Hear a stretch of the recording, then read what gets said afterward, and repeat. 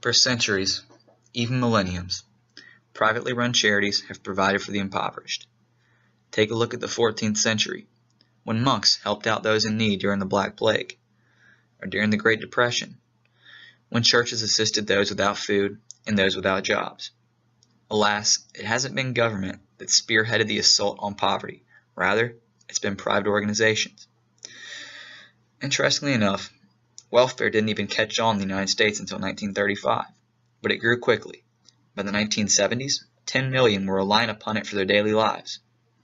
Currently, federal welfare programs dwarf private organizations, with $212 billion spent annually. This is a major issue, and this imbalance is the cause of many problems. Oddly enough, 70% of welfare tax doesn't even go to the needy, while 70% of private charitable donations are used for the impoverished. In 1996, Bill Clinton created the Personal Responsibility and Work Act, supposed to limit welfare. However, by limiting welfare to 5 years, many people began working around the programs.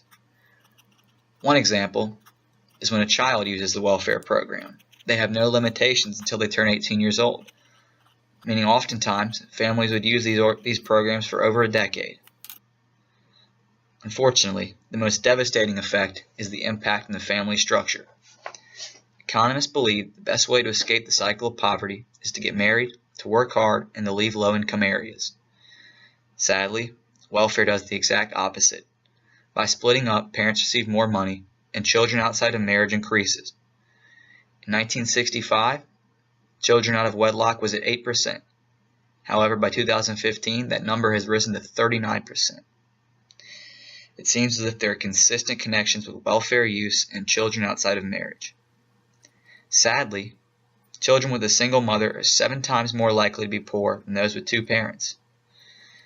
It seems clear to me that we must eliminate or severely limit welfare's presence in this nation.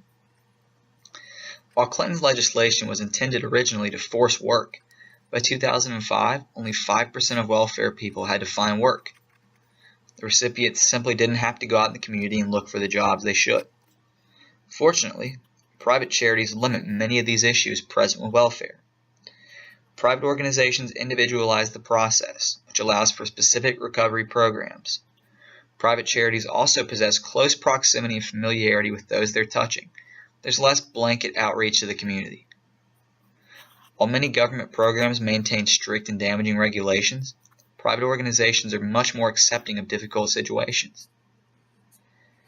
It feels as if many don't realize the sheer volume of resources, both monetary and time-wise, given via charity each year.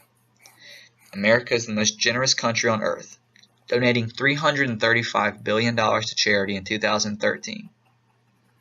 Funny enough, private donations are used over 100% more efficiently than government-taxed welfare.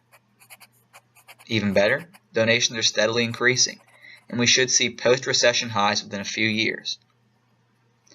Clearly, the private sector is easily funded enough to sustain financial assistance programs.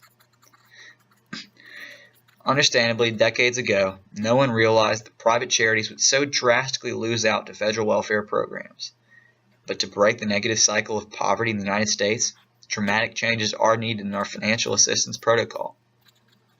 Hopefully, the future will give way to a nation where private charity gains the majority share of financial community outreach once again.